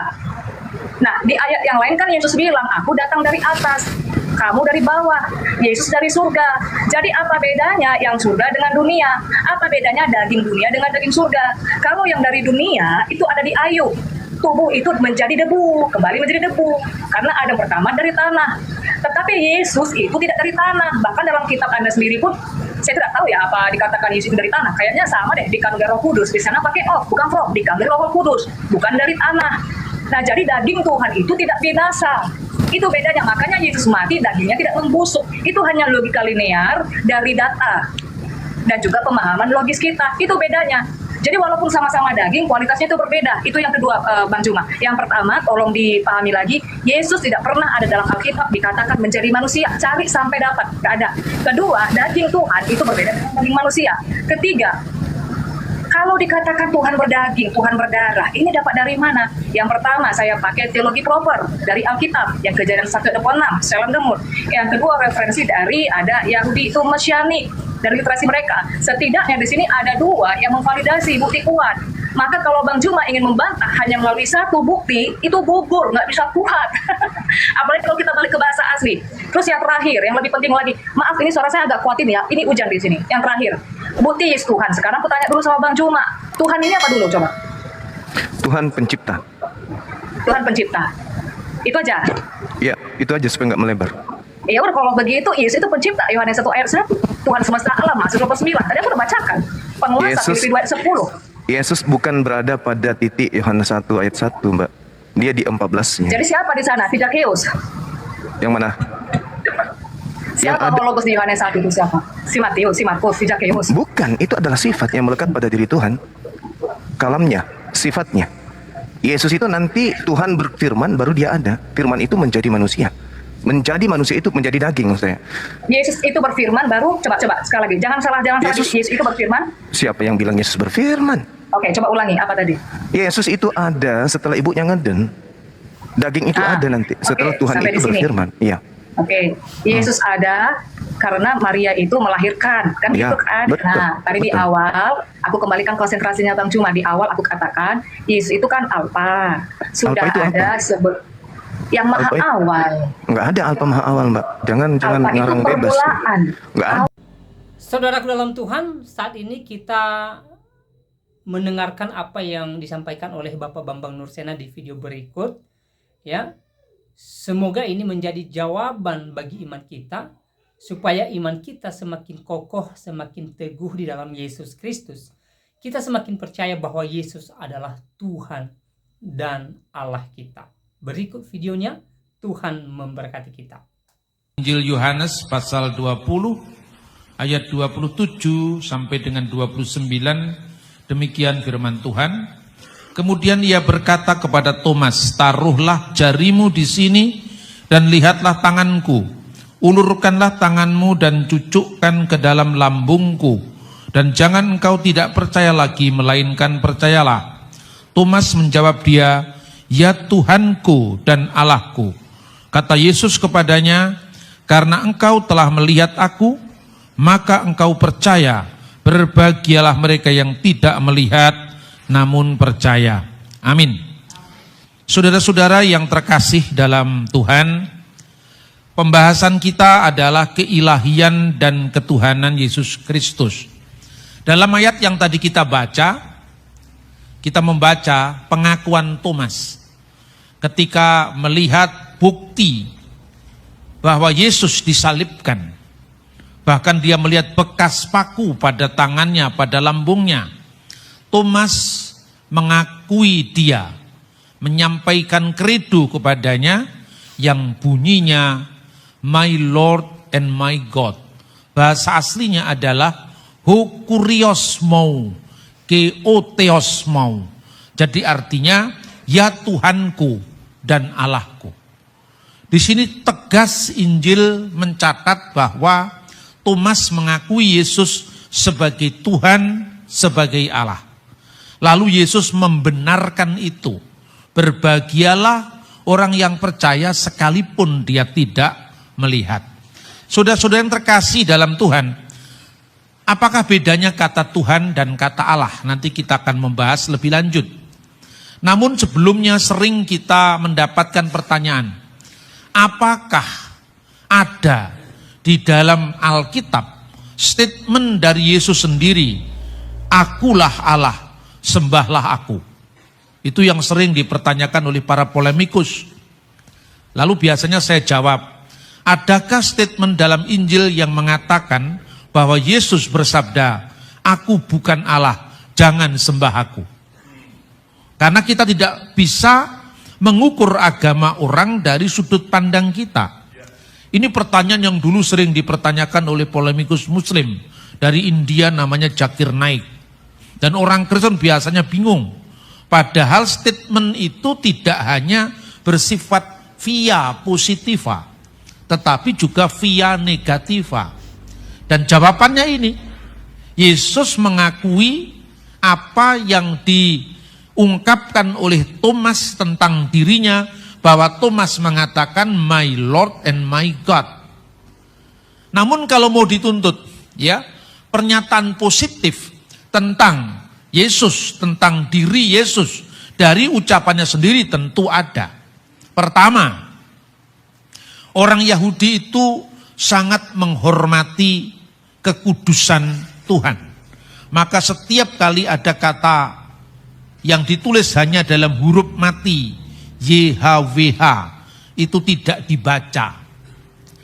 Bacaan Jehovah itu sesungguhnya bacaan akademis yang dibuat oleh orang-orang Kristen di Eropa. Begitu juga Yahweh, itu bacaan yang juga direkonstruksi. Karena kita tidak tahu bagaimana bacaan yang sebenarnya, saking hormatnya orang Yahudi terhadap nama Tuhan.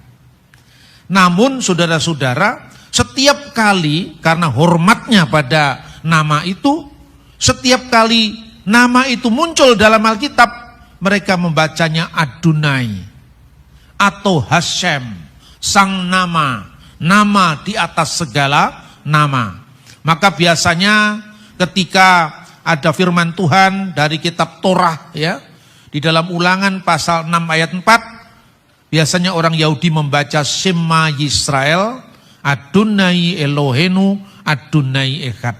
Dia tidak berani membaca huruf-huruf itu kecuali dengan bacaan Adonai. Shema Yisrael, Adonai Elohenu, Adonai Echad.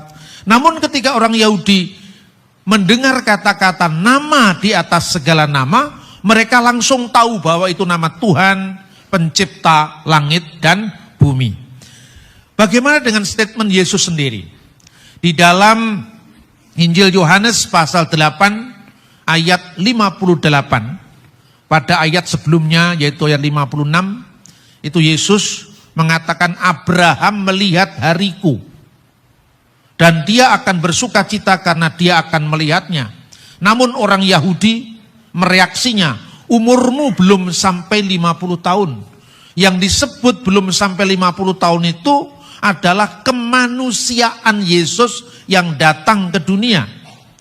Namun Yesus sudah ada sebelum Abraham, maka Yesus menjawabnya dengan kata-kata, kata Yesus kepada mereka, sesungguhnya aku berkata kepadamu, sebelum Abraham jadi, aku telah ada. Saudara-saudara, itu saya cantumkan di dalam bahasa aslinya. Pertama, original language of our Lord Jesus Christ, yaitu bahasa Aramaik yang di atas itu. Lalu yang di bawahnya itu bahasa Yunani, di mana di dalam bahasa Aramaik itu amin, amar analechon, amin. Jadi kata yang diterjemahkan sesungguhnya, kata yang diterjemahkan sesungguhnya itu amin. Dan kata itu selalu mengawali sabda Yesus. Bapak Ibu kalau membaca Alkitab, sesungguhnya aku berkata kepadamu, selalu mengawali sabda Yesus, itu bahasa aslinya amin. Di sini amin 2 kali diulang. Amin lego umin. Prin abram kinistai ego eimi. Sesungguhnya aku berkata kepadamu, sebelum Abraham jadi, aku telah ada. Tentu di sini bukan keberadaan Yesus yang belum berumur 50 tahun ketika kemanusiaannya turun ke bumi. Tapi yang dimaksudkan aku ada sebelum Abraham, itu adalah aku sebagai firman Allah.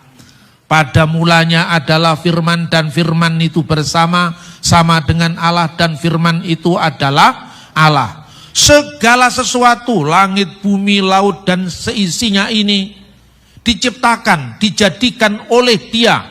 Maksudnya bukan oleh kemanusiaan Yesus, tetapi oleh Yesus sebagai firman. Berfirmanlah Allah, jadilah terang, maka terang itu jadi.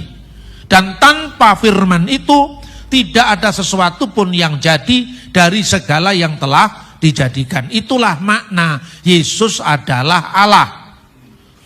Nah, saudara-saudara yang terkasih dalam Tuhan, lalu kealahan ini diungkapkan baik secara eksplisit ketika Yesus mengakui apa yang dikredokan, apa yang diungkapkan oleh imannya Thomas, namun juga secara implisit ketika Yesus mengatakan, amin aku berkata kepadamu. Kalau saudara-saudara membaca Alkitab di dalam bahasa Arab ini, itu diterjemahkan dengan Al-Haqo, Al-Haqo, Aqulul lakum. Al-Haqo, Al-Haqo, Aqulul lakum. Qabla ayyulada Ibrahim anna kainu al-majdu lillahi daiman.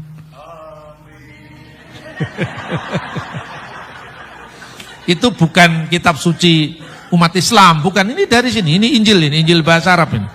Ya, Alkitabul Muqaddas. Ya, kitab suci ini diterbitkan oleh Darul Kitabil Muqaddas fi Syarqil Ausat di Libanon. Ya, sudah kembali ke firman Tuhan. Jadi yang dikatakan Yesus, aku ada sebelum Abraham jadi, itu aku sebagai firman Allah. Namun Yesus juga memberikan kode ketika dia bicara amin selalu di depan. Kalau nabi-nabi, aminnya selalu di belakang. Kita doa, misalnya doa Bapa kami, ya, dan jauhkanlah kami dari yang jahat, li'analakal mulka wal quwata wal masda ilal abad, amin. Itu tadi bahasa Arab juga. Karena engkau yang punya kerajaan dan kuasa dan kemuliaan sampai selama-lamanya, amin. Daud juga berkata begitu, nabi-nabi berkata begitu, karena nabi-nabi bukan pemilik kepastian itu. Tetapi Yesus adalah penjawab doa. Dia firman Allah. Dia bukan sekedar penerima firman, tetapi dia adalah firman Allah sendiri yang menjadi manusia. Amin. Lalu kata amin, ini sesungguhnya gelar Tuhan sendiri. Wahyu pasal 3 ayat 14. Tuliskanlah kepada malaikat jemaat di Laodikia. Inilah firman dari amin, saksi yang setia dan benar, sumber dari ciptaan Allah. Karena firman Allah itu sumber dari ciptaan Allah. Ciptaan Allah semuanya terjadi karena firman-Nya. Kalau dalam terjemahan baru, tahun 1974 diterjemahkan permulaan ciptaan Allah, itu bukan Yesus diawali oleh waktu. Karena terjemahan ini terjemahan loh ya, bukan teks asli ya. Teks aslinya sama itu. Hi arketis ketesios tuteu. Kata arki itu artinya bisa permulaan urutan waktu, misalnya arkeologi, ilmu tentang purbakala. Tetapi juga misalnya ada kata arkangelos, malaikat penghulu. Bukan berarti malaikat itu malaikat permulaan, tidak, tapi penghulu malaikat. Pemimpin gereja ortodok di timur itu namanya patriark. Pater itu artinya bapak. Arki adalah bapak yang mula-mula dihormati. Jadi permulaan ciptaan ini bukan berarti Yesus diciptakan. Permulaan ini artinya permulaan urutan kehormatan. Makanya untuk menghindari saling silang penafsiran yang nantinya dimanfaatkan oleh kaum saksi Yehova, Lembaga Alkitab dalam terjemahan baru edisi 2, bukan Alkitab diubah-ubah, ini terjemahannya. Terjemahan itu kan bisa berubah. Kitab apapun di muka bumi juga terjemahannya bisa berubah. Maka dalam edisi baru sumber dari ciptaan Allah. Karena apa? Firman itu kan sumber segala sesuatu. Segala sesuatu ada karena apa? Karena firman Allah, maka diterjemahkan sumber dari segala ciptaan Allah. Nah, kata amin itu sesungguhnya gelarnya Allah sendiri. Di mana kita bisa membaca di selanjutnya kitab Nabi Yesaya, ya. Kitab Nabi Yesaya pasal 65. Sehingga orang yang hendak mendapatkan berkat di negeri akan memohon berkat demi Allah yang setia. Bahasa aslinya apa? Belohe amin, be elohe amin. Demi nama Allah sang amin yang setia. Dan orang yang hendak bersumpah di negeri akan bersumpah belohe amin, demi Allah yang setia. Sebab kesesakan-kesesakan yang dahulu sudah terlupa dan sudah tersembunyi dari mataku. Amin. Jadi Yesus gelarnya amin. Dalam kitab Wahyu pasal 3 ayat 14. Allah Tuhan pencipta langit dan bumi yang kita sebut Avenus Sebasemayim, Bapa kita yang ada di surga, juga gelarnya amin. Berarti Yesus itu adalah sehakikat dengan Bapanya, sehakikat dengan Allah, karena sebagai firman Allah, firman itu adalah Allah. Kita lanjutkan saudara-saudara. Firman Tuhan dengan sangat jelas ya menjelaskan kepada kita tentang hakikat ketuhanan dan keilahian Kristus. Sekarang yang kedua, apa makna ketuhanannya? Next. Saudara-saudara, seringkali di dalam percakapan kita bertanya, kenapa ada ungkapan tidak ada ilah selain Allah? Itu bukan hal yang asing bagi orang Kristen. Jangan salah ya.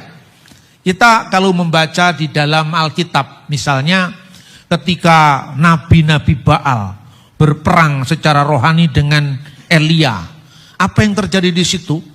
Elia korbannya diterima dengan dibakar api ya.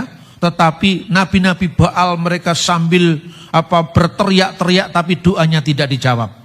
Lalu mereka semua menyaksikan bahwa bunyinya Adonai Huha Elohim. Tuhan adalah Allah. Tuhan adalah Allah. Di sini YHWH, Yod-He-Vav-He itu adalah gelarnya dari Allah. Karena artinya apa? Tidak ada sembahan kecuali satu-satunya sembahan. Makanya di dalam 1 Korintus pasal 8 ayat 4 bahasa Yunani aslinya Audeis Theos Eimiis diterjemahkan dengan la ilaha illallah. Ini ada dalam Alkitab bahasa Arab.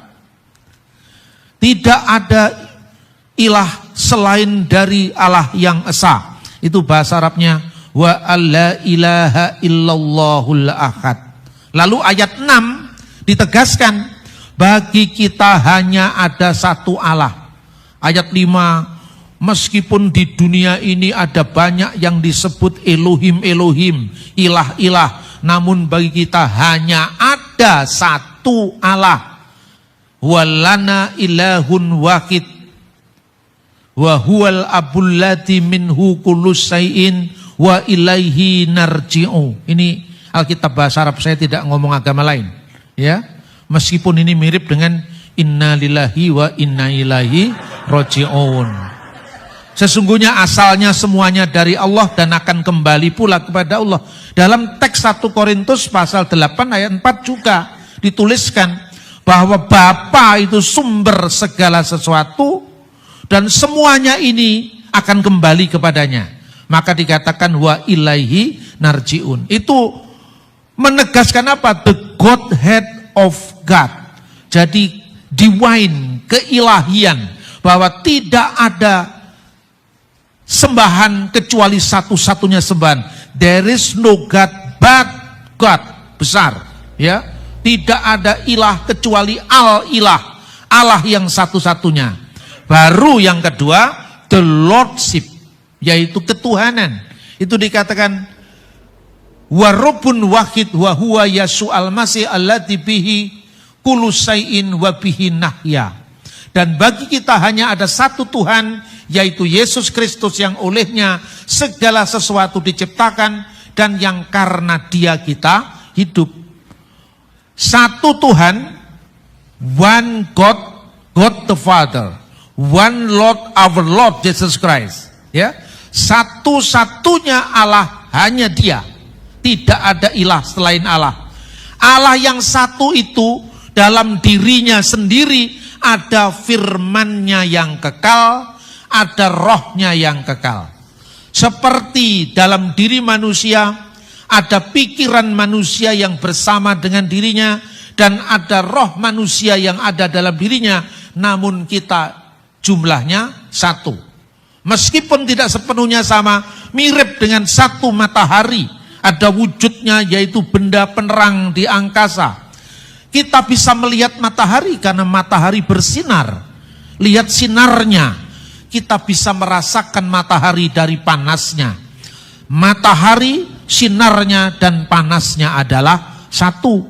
Itulah sebabnya maknanya ya, bahwa firman Allah itu ada dalam diri Allah. Itu misalnya disebutkan di dalam Yohanes pasal 8 ayat 42. Kalau Allah Bapamu, kamu mengasihi aku, sebab aku datang dan keluar dari Allah.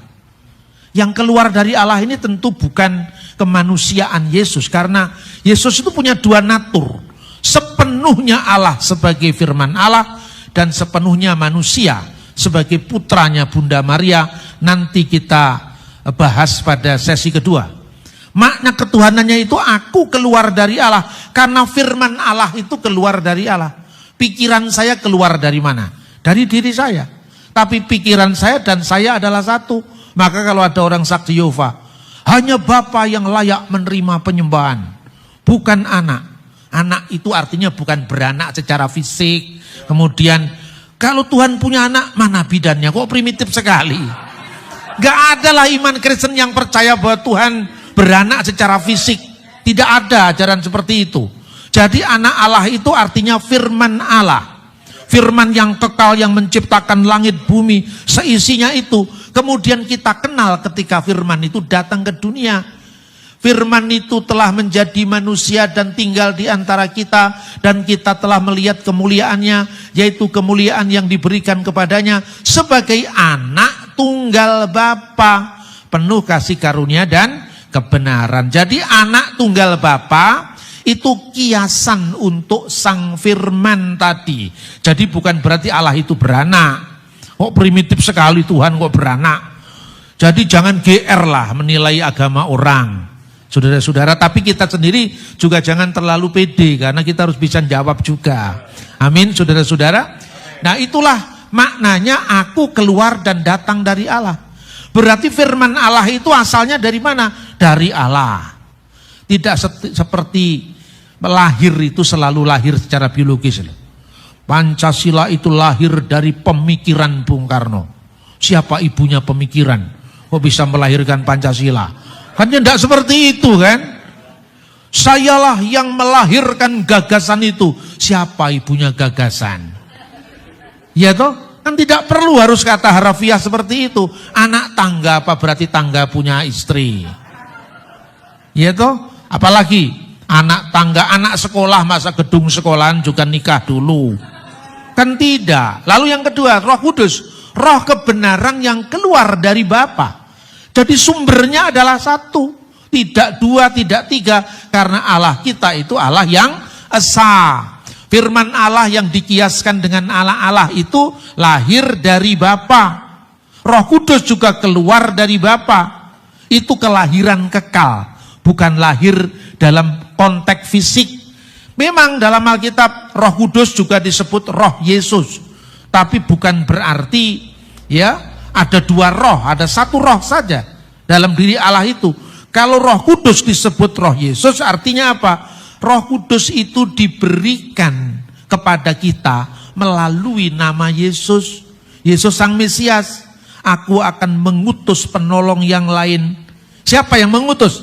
Yesus. Makanya Yesus naik ke surga, Roh Kudus turun dalam peristiwa pencurahan Roh Kudus di hari Pentakosta. Nah itu saudara-saudara. Lalu yang terakhir sekarang bagaimana makna ketuhanannya? Kita lihat sekarang.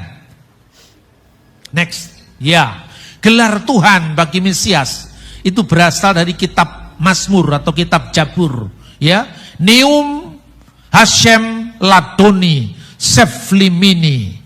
Firman Tuhan, ini maksudnya Yehova, ini maksudnya Yahweh, ini maksudnya Adonai, huruf besar semua tadi, ya. Allah maksudnya. Kepada Tuanku, Seflimini, duduklah di sebelah kananku. Ini bukan ciptaan Kristen. Anda bisa membaca tafsir-tafsir Yahudi yang sekalipun orang Yahudi tidak percaya dengan Yesus, tetapi mereka sama dalam pemahaman bahwa Mesias yang akan datang itu gelarnya Adoni, my Lord gelarnya. Jadi gelarnya Mesias itu memang my Lord. Makanya ketika malaikat menemui para gembala di kisah Natal itu dikatakan, hari ini telah lahir bagimu juru selamat Kristus Tuhan di kota Daud.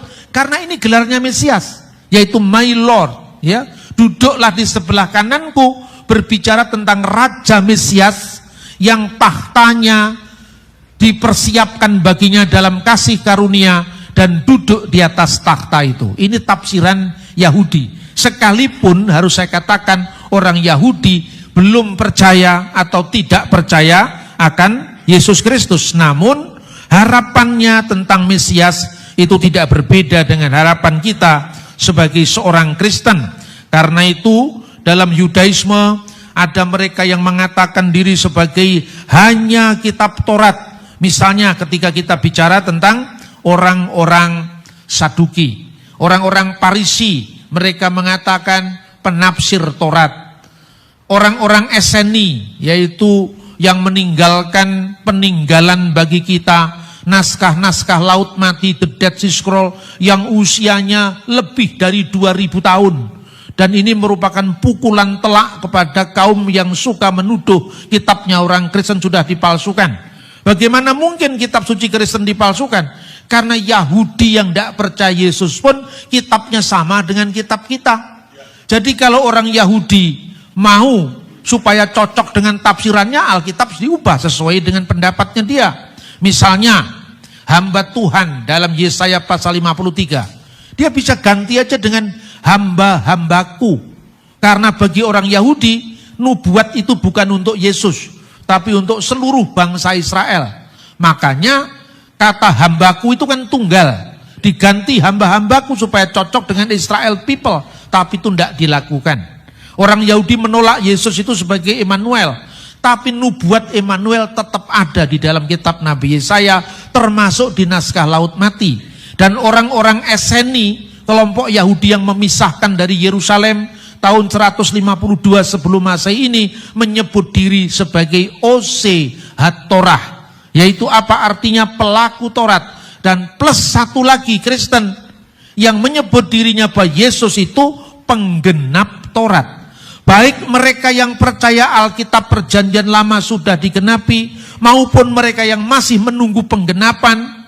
Satunya umat Allah dalam penantian, satunya umat Allah di dalam penggenapan, tapi kitab sucinya sama. Itulah sebabnya Rabi Moshe ben Maimun boleh mengajarkan Taurat kepada orang Kristen, karena Kristen itu satu saudara dalam Taurat, tapi melarang mengajarkan Taurat kepada umat Islam. Saya ngomong begini juga tidak apa-apa kan, karena memang itu ada catatannya, jangan mengajarkan Taurat kepada orang Ismaelim. Ismaelim itu sebutan untuk orang Muslim, karena kalau cocok mereka ambil Taurat itu untuk membenarkan pandangannya, kalau tidak cocok mereka tuduh palsu, karena kitab Taurat dianggapnya tidak diilhamkan dari surga. Nah itu konteksnya saudara-saudara. Karena itu ini bukti keaslian kitab suci. Masih ada banyak orang yang bertanya begini, kalau begitu apa makna ketuhanan itu? Pertama, Yesus sendiri mengatakan di dalam Matius pasal 28 ayat 18, Yesus mendekati mereka dan berkata, kepadaku telah diberikan segala kuasa baik di surga maupun di bumi. Jadi artinya Tuhan itu adalah kepenguasaan, otoritas, ya, pengendali segala sesuatu. Itu artinya Tuhan atau Adonai atau Dominus bahasa Latin atau Lord bahasa Inggris. Lalu kedua, bukti dari arkeologi. Naskah-naskah Alkitab yang tadi saya sebutkan, sekalipun orang Eseni itu munculnya kan zaman sebelum Yesus. Itu di dalam salah satu naskah di Laut Mati ditemukan saudara-saudara tentang Mesias yang akan datang. Itu fragmennya berjudul Mesias langit dan bumi. Apa yang dikatakan dalam salah satu fragmen naskah itu bunyinya Semayim ve'aret yisma'u lemasihu. Jadi langit dan bumi, surga dan bumi mendengar suara Mesiasnya. Ini penemuan arkeologi. Dan ini cocok dengan apa yang dikatakan dalam sabda Yesus, segala kuasa baik di surga dan di bumi telah diberikan kepadaku. Itulah sebabnya di dalam Kisah Rasul pasal 2:36, Allah telah menjadikan Yesus yang kamu salibkan sebagai Tuhan dan Kristus.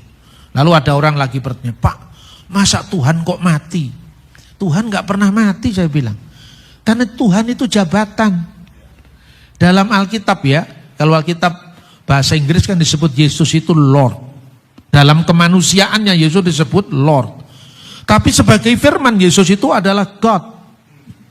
In the beginning was the Word, and the Word was with God, and the Word was God. Firman itu sendiri adalah Allah.